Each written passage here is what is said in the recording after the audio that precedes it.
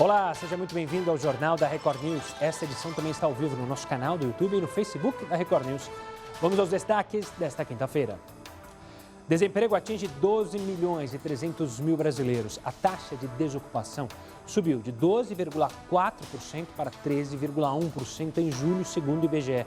O número de desempregados aumentou quase 21% entre maio e julho. Crianças carregam carga viral muito mais alta do que se pensava. É o que afirmam pesquisadores da Universidade de Harvard. A conclusão aponta risco ainda maior à volta às aulas presenciais. O projeto quer obrigar síndicos a denunciarem casos de violência doméstica. Nós vamos conversar com o senador Luiz do Carmo, autor do texto, já já. Experimento americano vai liberar mais de 750 milhões de mosquitos geneticamente modificados no sul da Flórida. Moradores locais e grupos de defesa do meio ambiente criticam a medida.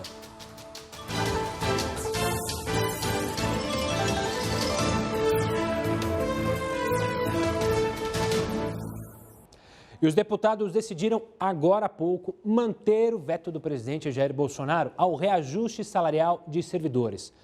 Bolsonaro vetou a concessão até o fim do ano de reajuste do próximo ano, a servidores públicos que estão na linha de frente no combate ao coronavírus. Na quarta-feira, o Senado tinha votado pela derrubada do veto, mas para que tivesse validade, os deputados tinham que concordar. Com a decisão contrária da Câmara, fica então proibido dar aumento para qualquer categoria do serviço público no âmbito federal, estadual e municipal. 316 deputados votaram pela manutenção do veto e 165 foram contra. Quem vai comentar mais sobre essa polêmica que começou ontem e agora chega ao fim na noite de hoje é o Heródoto Barbeiro, que participa aqui conosco. Olá, Heródoto. Olá, Gustavo. Olha, essa polêmica terminou bem para nós que somos cidadãos e somos os pagadores de impostos desse país. Por que razão? Porque 42 senadores ontem votaram que nós íamos ter que pagar mais 132 bilhões de reais nos próximos anos. A lista dos 42 senadores que votaram desse jeito está no nosso portal aqui do Grupo Record, que é o r7.com. É só entrar lá e você vai ver se o seu senador votou a favor de aumentar o gasto do governo ou se ele votou contrário. Está lá no r7.com. Agora veja o seguinte, veja onde é que está a cabeça desse pessoal. Sem a pandemia, nós íamos ter um rombo na conta pública, na conta do governo federal, de mais ou menos 130 bilhões de reais, 130 bi. Com a pandemia e mais os gastos que o governo teve que fazer, nós vamos chegar no final do ano mais ou menos entre 700 e 800 bilhões de reais de déficit público. Se eles colocassem mais esses 132 bi, nós íamos chegar fácil, 2 anos, a mais de 1 trilhão de reais da dívida pública. Então não dá para entender como é que os senadores agiram dessa forma, jogando em cima da gente, porque, em última palavra, somos nós que vamos pagar. Felizmente, como você acabou de anunciar agora há pouquinho, a Câmara dos Deputados votou diferente do Senado e acabou, então, derrubando essa história de aumentar salário em 132 bilhões de reais para funcionário público. É inacreditável que no momento em que todo mundo perde salário, todo mundo perde emprego, todo mundo perde alguma coisa, não é possível que uma categoria não só não perde, como ganha. Quer dizer, é uma coisa que não dá para pensar. Então, disso a gente só pode deduzir 2 coisas. Ou é um lobby muito forte em cima dos senadores, ou esses senadores não estão preocupados com o país. Deve estar preocupado lá com a eleição municipal, preocupado lá não sei com o quê. Com o país eles não estão. Então, eu sugiro mais uma vez para você que é cidadão, entra no portal do R7, veja como é que votou o seu senador e depois, se você achar necessário, manda um recadinho para ele. Educado, lógico, cidadão, e mostrando que nós temos uma república representativa. Se eles são nossos representantes, tomam o direito de saber por que votaram assim assado. Bom, a boa notícia é o seguinte, não vamos ter que arcar com 132 bi nos próximos 2 anos, tá bom? Boa, Heródoto, o HB volta daqui a pouquinho aqui conosco para trazer outras informações e outras polêmicas. Ele falou sobre o desemprego, muita gente perdendo emprego. O desemprego atingiu 12 milhões e 300 mil pessoas em julho. É o que apontam os dados divulgados pelo IBGE nesta quinta-feira. Isso significa que em 3 meses, o número aumentou quase 21%. De acordo com a PNAD Covid-19 mensal, a taxa de desemprego foi de 12,4% para 13,1%.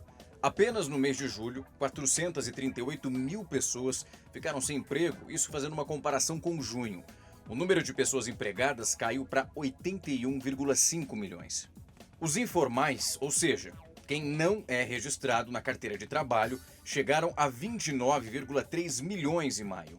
Em julho, esse número caiu para 27,4 milhões. O levantamento ainda mostrou que das 9,7 milhões de pessoas que estavam afastadas do trabalho, 6,8 milhões disseram que foi para manter o distanciamento social. Esse dado representa uma queda de 42% numa comparação com junho. O recuo pode significar que muitos voltaram a trabalhar ou então que foram demitidos. Entre as pessoas que não foram afastadas do trabalho, 8,4 milhões estavam trabalhando em casa. 32% dos afastados não foram remunerados. Em junho, essa falta de salário atingiu quase metade dessas pessoas. Algumas das alternativas para as famílias que tiveram problemas financeiros provocados pela pandemia foram benefícios liberados pelo governo. 44% dos domicílios brasileiros conseguiram algum tipo de auxílio emergencial. As regiões que mais tiveram aumento no acesso aos benefícios foram Norte e Nordeste. Outra forma de enfrentar a crise foi pedir empréstimos. Em cerca de 4 milhões de domicílios, algum morador fez a solicitação para o banco, amigo ou então parente. Mas apenas 762 mil pessoas receberam. Quase 60% das pessoas que tiveram empréstimos negados são remunerados com menos de um salário mínimo. Um estudo revelou que as crianças infectadas pelo coronavírus têm uma carga viral maior do que os adultos, mas os sintomas deles são confundidos com uma simples gripe. Várias pesquisas sempre apontaram os idosos como as pessoas que mais correm riscos de infecção pelo coronavírus e os adultos como os maiores transmissores.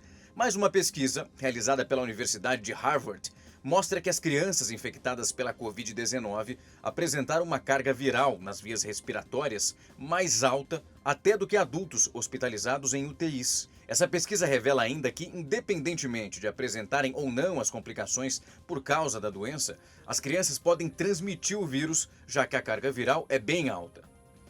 Os sintomas mais comuns do coronavírus em crianças são os que mais se aproximam de resfriados comuns, como febre, tosse e coriza, que são os principais deles, e podem confundir os pais quanto à possibilidade do contágio.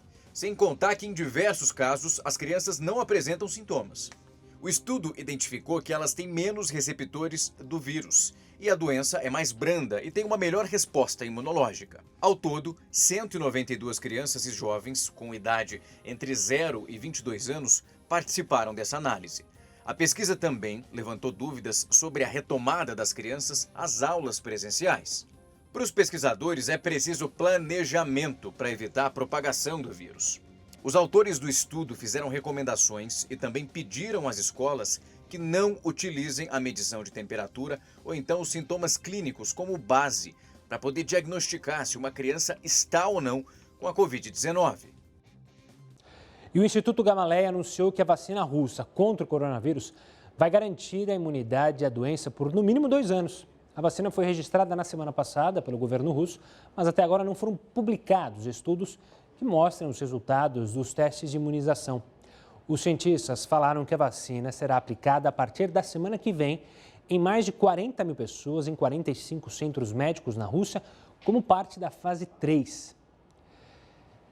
Receitas médicas serão aceitas em formato digital durante a pandemia. As receitas apresentadas em suporte digital precisam ter assinatura eletrônica ou serem digitalizadas pelo profissional que realizou a prescrição.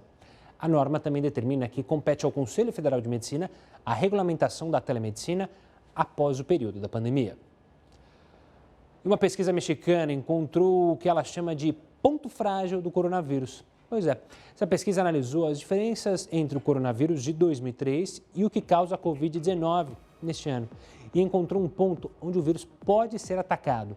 A pesquisadora identificou que em 2003, aqueles espinhos, aquelas coroas que envolvem o coronavírus eram mais fracos. Então a ideia é criar um composto químico que atue contra esses espinhos.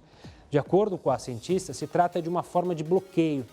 antes do vírus entrar nas moléculas do corpo, ele pode ser atacado para que não tenha mais tanta força e não seja capaz de infectar o organismo. Por causa da pandemia, o banco de leite de vários hospitais está baixo. As doações caíram 50%, mas para participar e salvar vidas, nem é preciso sair de casa. São doses de proteção e carinho a todo instante. A Laura tem 2 meses. Logo nas primeiras horas após o nascimento, o aleitamento passou a reforçar ainda mais os laços afetivos de mãe e filha. O crescimento saudável só aumenta a plena certeza da escolha natural pela Jéssica. E ela vai além. Uma vez por semana e sem sair de casa, encaminha todo o excedente coletado em frascos para ajudar novas crianças. Com a Laura eu busquei informação, eu pesquisei, saber, e hoje em dia a gente fala muito sobre a amamentação, muito sobre o aleitamento materno, o quanto é importante e o quanto também as crianças da UTI precisam. O Hospital Plantadores de Cana é uma das referências do SUS no interior do Rio de Janeiro, mas no banco de leite faltam doadoras. Devido à Covid-19, as cadeiras passam grande parte do tempo vazias.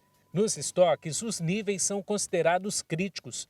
A unidade ainda é responsável pelo atendimento de vários pacientes de municípios vizinhos. Hoje as meninas recolhem esse leite nos domicílios, todas paramentadas, com capote, com luva, com máscara. Então, assim, não tem o porquê quem está em casa ter receio, ter medo de estar doando. A Daniele, que está com o filho internado, se convenceu da importância de fazer a diferença. É radiante, né? Saber que um bebezinho, eu pude ajudar aquele bebezinho no desenvolvimento dele, né? Depois de também aderir à coleta domiciliar, a Clarissa reforça o time do bem. O incentivo vem do TEL. Desde que decidiu ajudar, a produção da comerciante dobrou naturalmente. E a garantia é de muitos sorrisos e momentos felizes no futuro. É uma forma da gente também acarinhar, da gente abraçar, da gente acolher, da gente ser um pouco mãe também desses nenéns. Então é uma maneira da gente dividir esse amor materno que é tão grande. Os turistas já estão indo para as cidades do Paraná onde pode nevar. A repórter Camila Andrade tem mais detalhes. Uma boa noite, Camila. Boa noite. Aqui no Paraná, as cidades com maior probabilidade de nevar são Palmas, onde nós estamos agora, Guarapuava e General Carneiro, as duas na região sul do estado. O fenômeno é esperado para essa noite e está deixando a rede hoteleira e os donos de restaurante bastante animados. Desde o início da pandemia não se via tanto movimento por aqui. Como na maioria das cidades onde existe a possibilidade de nevar, os hotéis estão praticamente lotados com um novo limite, que permite 50% de ocupação nesse período. E os turistas que gostam aí das baixas temperaturas não vão perder a viagem, porque mesmo se não nevar, o frio por aqui está garantido, viu? Obrigado, Camila. E quem vai falar mais sobre esse assunto aqui conosco é a Maria Clara Sasaki, da SOMAR Meteorologia. Maria Clara, obrigado. Uma boa noite para você. Até quando vai esse frio? E vem neve? Vem mais neve por aí? Oi, olha, a massa de ar frio ela está ganhando intensidade ainda pela região sul, então ela deve avançar ao longo das próximas horas e alcança aí regiões das Serras Gaúchas, Serra Catarinense, região central do estado de Santa Catarina e até o sul do estado do Paraná, e região de Palmas, região de General Carneiro, que são áreas que costumam registrar o fenômeno, né, a chuva congelada e a neve. Essas baixas temperaturas aí estão associadas a uma forte massa de ar polar que está avançando pela região sul. Então tem chance ainda para nevar nestas áreas que eu falei e já tivemos registro de neve hoje lá na região sul, nas áreas dos Campos de Cima da Serra, no estado gaúcho, região de São Francisco de Palma, também são áreas serranas do Rio Grande do Sul. Tivemos chuva congelada e neve também no mesmo evento. Então já tivemos a ocorrência e vem mais por aí nas próximas horas, principalmente entre hoje e amanhã. E Maria Clara, você mesmo falou aí, né? Está crescendo essa massa polar. Até quando a gente pode esperar mais desse frio?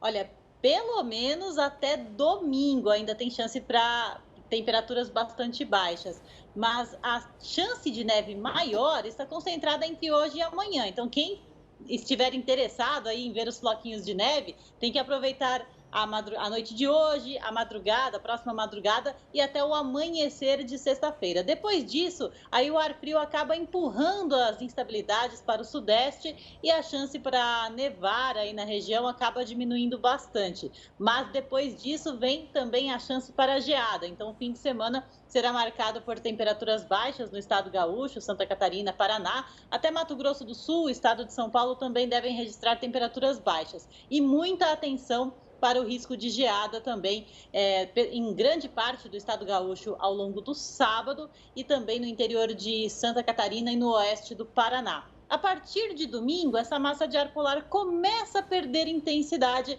as temperaturas vão subindo gradativamente e aos pouquinhos a sensação de calor retorna para a região sul. Então o frio mais intenso vai até domingo, pelo menos. Obrigado, Maria Clara, pelas informações sobre esse frio. Como ela disse, então até domingo o pessoal do sul do país ainda vai ter que lidar com o frio. E é bom lembrar, a gente falou, né, a preocupação justamente com o turismo para quem for para a Serra Catarinense, para a Serra Paranaense. Só isso se tiver, claro, vaga em hotéis, porque o turismo preocupa muito as prefeituras. Saindo um pouco aqui do Brasil, na Rússia, o líder da oposição ao presidente Vladimir Putin está em coma na unidade de terapia intensiva de um hospital da Sibéria. Os assessores de Alexei Navalny acreditam que o político tenha sido envenenado depois de beber chá durante uma viagem de avião. Segundo os médicos, Navalny tem quadro de saúde estável. O político lidera uma fundação de combate à corrupção que já denunciou nomes do alto escalão do governo. Com a flexibilização da quarentena, o comércio de várias cidades do Rio de Janeiro retomou as atividades. Em Macaé, lojistas comemoram as boas vendas, mas com uma certa cautela.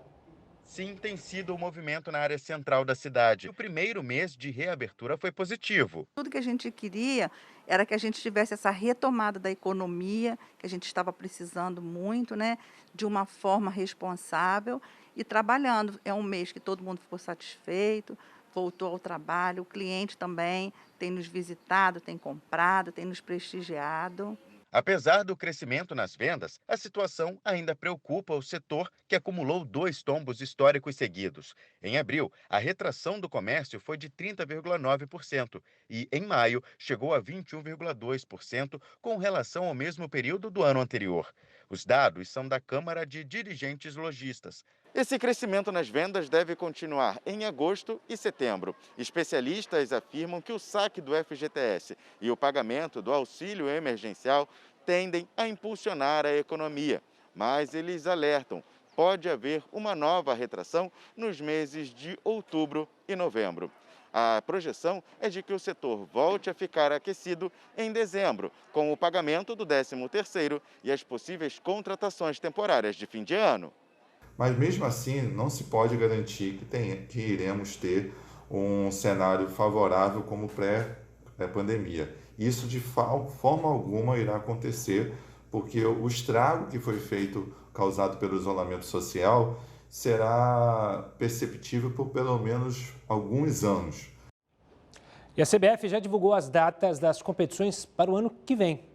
As competições estaduais, elas vão continuar. Vão começar coladas com o fim do Campeonato Brasileiro deste ano. O Brasileirão acaba em 24 de fevereiro e 4 dias depois já começam os estaduais. A Copa do Brasil vai acontecer entre os dias 10 de março e 27 de outubro. Enquanto isso, a Série A do Campeonato Brasileiro vai do dia 30 de maio a 5 de dezembro. E tem problemão para os principais clubes do país. A Copa América. O torneio será realizado entre 10 de junho e 10 de julho, sem pausa na competição nacional. Com isso, muitos times podem ter importantes desfalques durante esse período. Vários times brasileiros apresentaram hoje seus novos uniformes. São Paulo, Flamengo, Internacional e Palmeiras lançaram as terceiras camisas.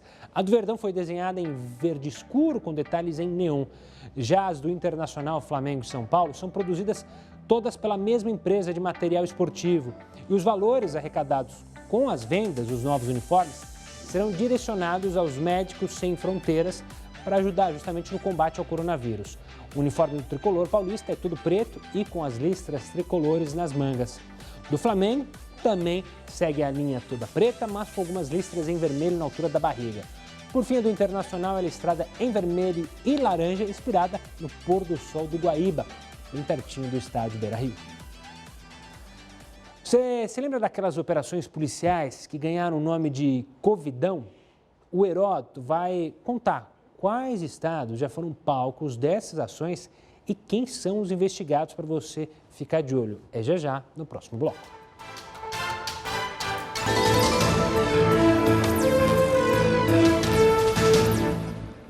Já estamos de volta para falar das operações que investigam irregularidades no uso do dinheiro destinado para ações de combate ao coronavírus. Essas operações ganharam o apelido de Covidão. O Heródoto Barbeiro vai explicar quantas já ocorreram e quem são os investigados. Diga lá, professor. Olha, vamos lá. O negócio hoje é grana, mexe no nosso bolso. Essa grana toda que eu vou mostrar aí saiu do nosso bolso. E ela está sendo apurada pelas autoridades. Olha quanto o tal do Covidão, olha a estimativa do que foi desviado. Desviado é uma forma assim educada de dizer roubado, afanado, tirado do nosso bolso. Ou superfaturado, 1,320 bilhões de reais. É brincadeira ou não? 1,320 bilhões de reais no momento que você tem uma pandemia e que você precisa de todo o dinheiro para poder salvar as pessoas, comprar as coisas, comprar remédio, comprar tudo mais. Olha, essa grana toda, vamos mostrar mais um avanço dela, é o seguinte. Como é que eles afanaram essa grana? Compra de máscara, compra de respiradores, montagem de hospitais de campanha, as máscaras mais caras do mundo, respirador que não chegou e hospitais de campanha também que sequer foram montados. Há alguns que montaram hospitais de campanha foram parar na cadeia, contratados por alguns governos estaduais. Não tinha gente no hospital, aliás, o hospital não ficou pronto. Passou a tal onda e o hospital não ficou pronto com o dinheiro que tiraram do nosso bolso. Além disso, é bom a gente olhar uma outra informação que tem também aí, para que a gente, como cidadão, o Gustavo falou das operações, foram 42. De 23 de abril para agora foram 42. 42 dá... De 23 de abril para cá, dá vou arredondar, uma a cada 3 dias. Uma a cada 3 dias, uma operação policial, porque estavam roubando o dinheiro necessário para atender as pessoas da população brasileira. Bom, quem está dizendo isso não sou eu, é a Polícia Federal, o Ministério Público, obviamente, a gente apenas coletou os dados. E eles, então, estão com ações que atingem principalmente, eu coloquei aqui os estados, são 9 estados. O Amapá, o Amazonas, Rondônia, Roraima e Pará estão sendo investigados. Então aí tem 5, faltam 4 estados aí. Vou mostrar os outros 4 para ficar equilibrado e todo mundo saber se seu estado está ou não. Olha aí, mais 4. Brasília, né? Distrito Federal, o Rio de Janeiro, o estado do Rio de Janeiro, o Rio Grande do Sul e Santa Catarina. São 9 governos que estão investigados pela Polícia Federal porque poderiam ter tirado grana. Mas não ficou só no estado, não. Alguns prefeitos também fizeram barbaridades, segundo aí as investigações. Vamos lá. Ações atingem 19 prefeituras, dos quais 6 são capitais. Aracaju, Fortaleza, Macapá, Recife e Rio Branco. É bom, inclusive, lembrar o seguinte, não se esqueçam que todas essas cidades vão passar pelo processo eleitoral daqui a pouco. Vai ter eleição para prefeito, vai ter eleição para vereador. E é o momento, então, das pessoas pensarem bem para saber e escolherem os melhores. Logicamente que aquelas pessoas que estiverem investigadas não estão condenadas, mas elas são suspeitas de ter desviado essa pequena quantia de mais de R$1 trilhão. É grana para ninguém botar defeito, viu, Gustavo? Infelizmente, né?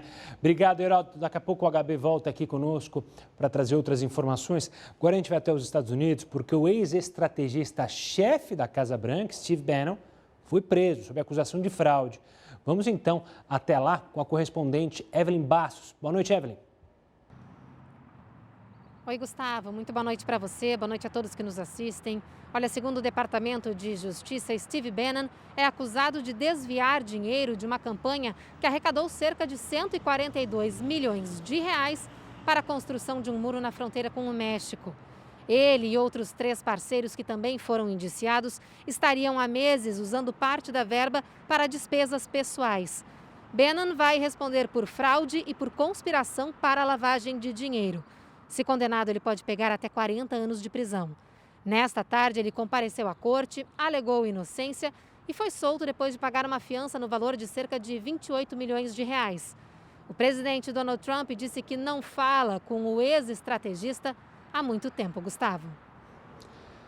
Obrigado, Evelyn. E olha, os deputados aqui do Brasil estão para votar o projeto que torna obrigatória a denúncia de casos de violência doméstica em condomínios. Um dos itens do texto é a obrigação dos síndicos de denunciarem esses casos. Para entender direitinho a proposta, a gente vai conversar já com o autor dela. Não sai daí, o Jornal da Record News volta em instantes.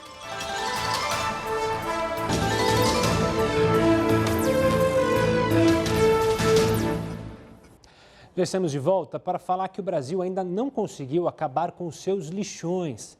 Segundo o Índice de Sustentabilidade da Limpeza Urbana, quase metade dos municípios brasileiros ainda despeja resíduos em lixões.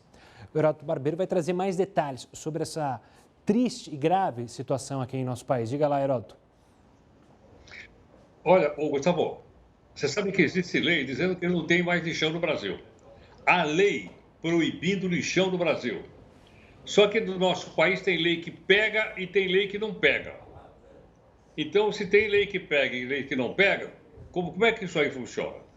Eu estava vendo aqui um dado interessante, que é o seguinte: nos lixões que nós temos no nosso país, nós somos o país que mais joga matéria-prima fora no mundo. No mundo. Então, a quantidade de plástico, de vidro, de papelão, de latinha, de material metálico, é gigantesca.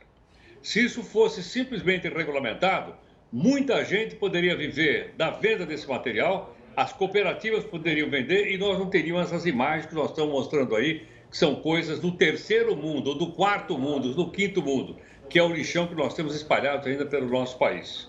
Mas para isso precisa de duas coisas. Primeiro, começar na nossa casa. Nós temos que separar o nosso lixo. Segundo, temos que pisar no pé do prefeito, para que faça uma coleta seletiva. Por que não tem coleta seletiva? Porque não tem vontade política. Mas espera um pouquinho. Para a autoridade, seja qual for, ter vontade política, nós temos que pisar no pé deles, com jeito, com educação, pisar no pé desse pessoal. Não esqueça o seguinte, repito mais uma vez, nós estamos em direção aí à eleição para prefeito. Muitos vão querer se reeleger. E aquela pergunta que não quer calar é o seguinte: qual é o seu plano, qual é o seu projeto para que a gente possa implantar um sistema desse seletivo e de coleta de lixo na nossa cidade? Dá uma contribuição para tirar a gente da miséria e para ajudar o planeta. São os dois pontos, dois extremos, que estão exatamente naquilo tudo que a gente está jogando fora, que é uma quantidade imensa de material aproveitável. Está na nossa mão. O pessoal vai vir aí. Falta agora a gente fazer com que eles tenham, viu, Gustavo? Vontade política. Verdade, Heródoto. Você fala da coleta de lixo e é bom a gente abrir muito o olho, porque investigações denunciadas por jornais aqui de São Paulo mostram que grupos ligados ao crime organizado já atuam na coleta de lixo de cidades aqui da Grande São Paulo. Então a gente tem que ficar muito atento quanto a isso. O Heródoto volta amanhã aqui conosco no Jornal da Record News. Um forte abraço, Heródoto. Agora a gente fala do Senado, mais uma vez, adiou para a próxima terça-feira a análise da proposta que altera regras e torna permanente o Fundeb, que é o Fundo de Financiamento da Educação Básica. A PEC prevê, entre outros pontos, aumentar a participação da União no Fundeb de forma a chegar a 23% a partir de 2026. Atualmente, essa complementação financeira do governo federal está em 10%. A renovação é tida como essencial para garantir o reforço de caixa de estados e municípios para investimentos da educação infantil ao ensino médio. Ainda falando sobre o Congresso, está sendo aguardada para ser votada na Câmara um projeto que quer tornar a denúncia de casos de violência domésticas em condomínios obrigatória. Para trazer mais detalhes sobre esse projeto, eu converso agora com o autor, o senador Luiz do Carmo, do MDB de Goiás. Senador, obrigado pela participação aqui conosco. Então, eu já queria que o senhor explicasse o objetivo desse projeto que já passou no Senado e agora aguarda ser pautado lá na Câmara. Uma boa noite. Boa noite, Gustavo. Eu agradeço essa oportunidade que você está dando para nós discutir esse projeto. Como eu comecei esse projeto? Por quê? Há 8 anos atrás, eu como deputado estadual em Goiás, eu tinha uma filha minha, Michele Muniz do Carmo, que nasceu com a deficiência na mão. Eu andava com a Michele no ônibus para ela acostumar com as pessoas, porque realmente ela tinha deficiência. Depois veio um bandido e mata minha filha para roubar um carro dela. Com isso, acabou a minha vida, quando matou a minha filha. Eu virei senador e eu vendo as violências contra as mulheres, contra as crianças, idosos, eu fiz esse projeto realmente para que a população, em geral, o síndico, que vê uma briga, vê um maltrato entre uma criança, entre a mulher, o idoso, que denuncia isso, porque o poder público não tem condição de ficar em todo lugar. E nós, cidadãos, temos como ver como é que está acontecendo uma violência, como começa uma violência. Esse é o princípio básico desse projeto nosso. Senador, alguns críticos a esse trecho justamente do síndico citam que pode causar uma insegurança para essas pessoas, até mesmo nos condomínios, com risco para a segurança desse síndico e também essa questão jurídica. Como você analisa esses pontos colocados pelos críticos a esse pequeno detalhe? Eu acho que o síndico, quando assume um condomínio, ele tem que saber que tem as obrigações. Quando ganha um carro, ele não é obrigado a ir lá e denunciar e entrar na briga lá. E nós podemos ver as mulheres ser maltratadas, judiadas e até assassinadas nos condomínios, em toda parte do Brasil, e não fazer nada. Eu acho que o síndico tem de assumir isso. Tem de assumir, ele tem o dever e a obrigação de fazer isso. Nós temos de ajudar a acabar com essa violência doméstica no Brasil, que essa pandemia aumentou demais. Isso aí é uma coisa cortineira. A lei vai proteger ele. A lei vai proteger ele. E quem que é a mais fraca aí? É a mulher, é a criança, é o adolescente, é o idoso. Quem maltrata as pessoas, eu acho que ele não tem coragem de enfrentar um síndico. Na minha opinião, isso vai pacificar isso aí e vamos combater essa violência doméstica que está demais. Olha, só para você ter uma ideia, a cada 7 horas, uma mulher morta por feminicídio no Brasil. 10 mil mulheres são agredidas todos os meses no Brasil. 180 mulheres são estupradas por dia. Isso é uma pandemia. E nós, como político, eu como senador, eu tenho de fazer alguma coisa para ajudar realmente a combater essas pessoas que são mais, não tem tanta como reagir.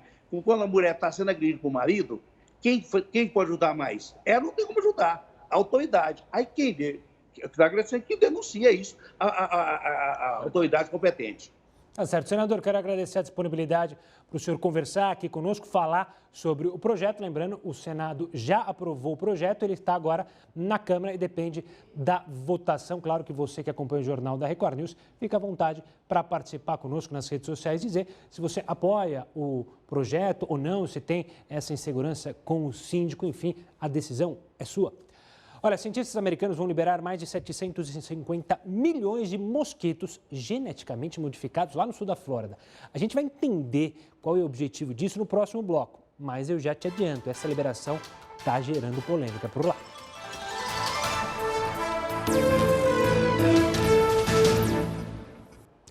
Um experimento pretende liberar mais de 750 milhões de mosquitos geneticamente modificados nos Estados Unidos nos próximos 2 dias.